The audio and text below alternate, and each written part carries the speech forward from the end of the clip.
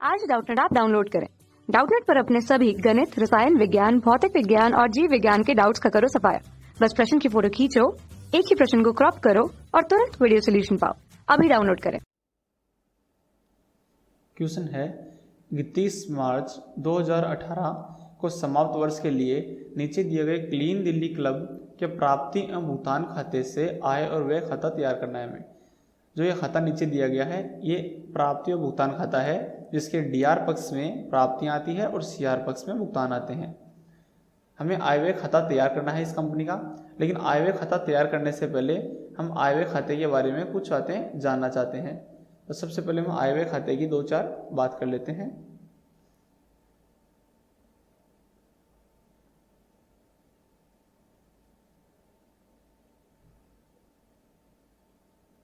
आयगत खाता। आयगत खाता एक नाममात्र पत्ती का खाता होता है। नाममात्र का खाता होता है।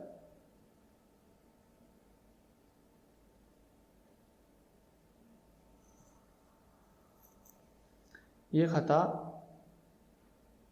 उपार्जन अवधारणा पर बनाया जाता है।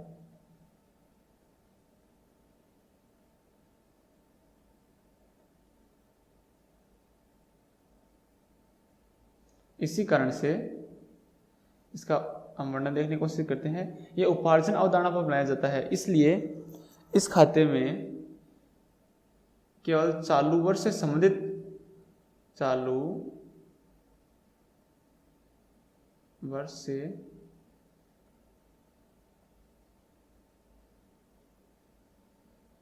संबंधित व्यय व आय को दिखाया जाता है। आय को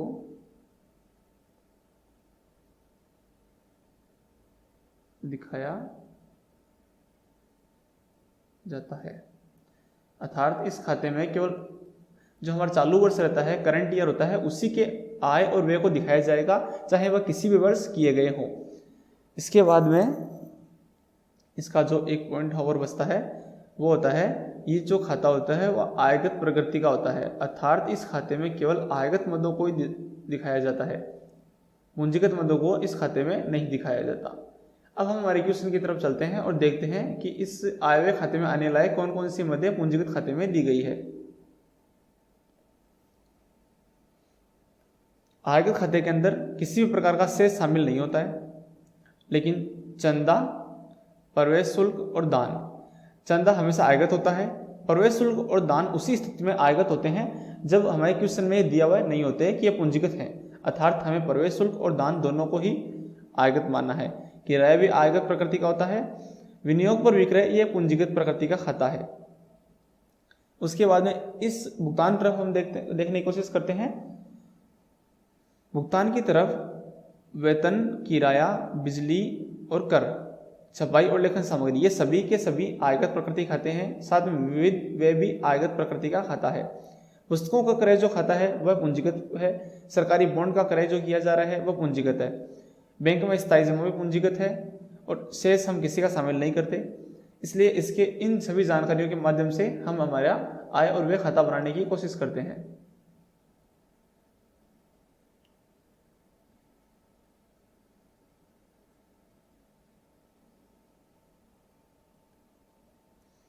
आय और व्यय खाते के अंदर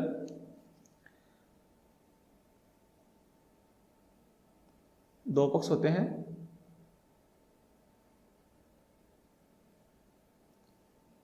जिनमें इस तरफ सभी व्ययों को रखा जाता है और इस तरफ सभी प्रकार की आय जो करंट ईयर से संबंधित होती है उनको रखा जाता है। हम हमारा क्वेश्चन शुरू करने की कोशिश करते हैं। सबसे पहले हम इन सभी मदों को लिख लेते हैं जो भुगतान की तरफ दी हुई है। ये जो वेतन, किराया, बिजली और कर और छपाई और लेखन सामग्री और साथ में विविध व्यय, ये सभी आयगत में है। हम इनको एक तरफ लिख लेते हैं।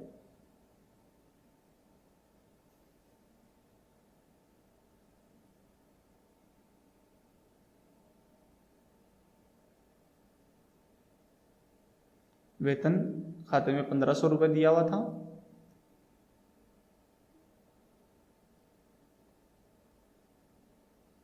किराया हमारे खाते में 800 रुपये दिया हुआ था।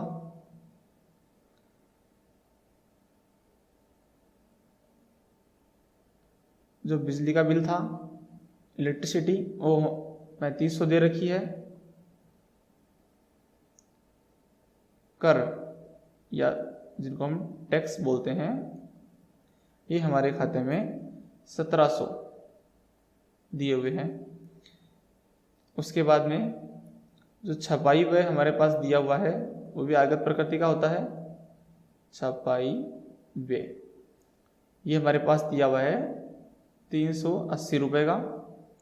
और अन्य जो खर्चे हैं जिनको हम विविध व्यय बोलते हैं,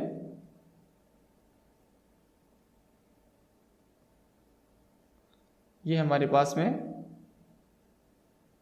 920 है। अब हमारे आय की साइड, आय के सभी मदों को देखने का प्रयास करते हैं। हमारे पास में आय की जो मदें हैं उनमें सबसे पहले चंदा है, फिर प्रवेश शुल्क, दान और हॉल का किराया। हमारे पास ये 4 मदें हैं। इन चारों मदों को भी हम हमारे आय प्राप्ति खाते में, आय व्यय खाते में आय की तरफ लिख लेते हैं। सबसे पहला जो मद है वह है चंदा, इसे सब्सक्रिप्शन बोलते हैं। ये हमारा है 22,500 रुपये का। उसके बाद में जो प्रवेश शुल्क है, जिसे एंट्री फीस बोलते हैं, यह भी आयगत प्रकृति की होती है, लेकिन जब तक क्वेश्चन में ना कहा जाए। जब क्वेश्चन में ये लिखा हुआ आ जाए कि इसे पूंजीगत मानना है तो फिर हमें पूंजीगत मानना पड़ेगा और हमें आय और व्यय खाते में इसे नहीं दिखा सकते। इसकी अमाउंट है 1250 रुपये। उसके बाद में दान है। दान में भी यही कंडीशन लागू होती है कि अगर क्वेश्चन में नहीं कहा जाए तो हमें इसको आयगत ही मानना है और हमारे आय और व्यय खाते के अंदर आय पक्ष में दिखाना है। इसकी अमाउंट है 2500 रुपये। उसके बाद में जो हमारे होल से किराया प्राप्त हुआ है, हम उस अमाउंट को भी लिख लेते हैं। हमारा किराया की जो अमाउंट है वह है 750 रुपये। ये हमारा आय और व्यय खाता तैयार है, लेकिन इसके आगे भी हमें इसमें शेष निकालना पड़ेगा। और शेष निकालने के लिए हम सबसे पहले अपने सभी प्रकार की आय का जोड़ लगा लेते हैं।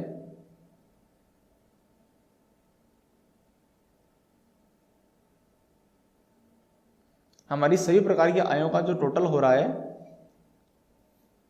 वो मैंने निकाला है।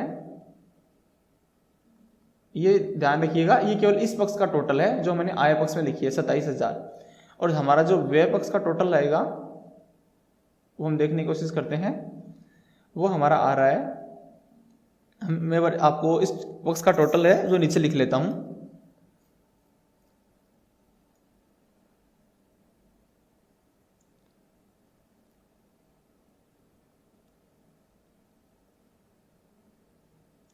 अब इस तरफ हमारे पास हमारी आय ज़्यादा है और व्यय कम है, इसलिए हमने यहां पर लिखेंगे आय का आधिक्य। अब जब हमने व्यय का कुल लगाया तो उसे हमने आय में से घटाकर दिखाया है, तो ये हमारे पास यहाँ अमाउंट आएगी 18,200 रुपये, जो कि हमारा फाइनल आंसर है।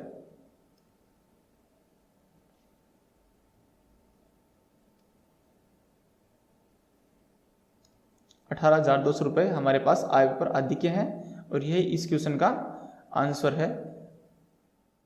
धन्यवाद। कक्षा 6 से 12वीं से लेकर नीट, IIT, JEE वो एडवांस के लेवल तक 1 करोड़ से ज्यादा छात्रों का भरोसा। आज ही डाउनलोड करें डाउटनेट ऐप या व्हाट्सएप करें अपने सारे डाउट्स 8400 400 400 पर।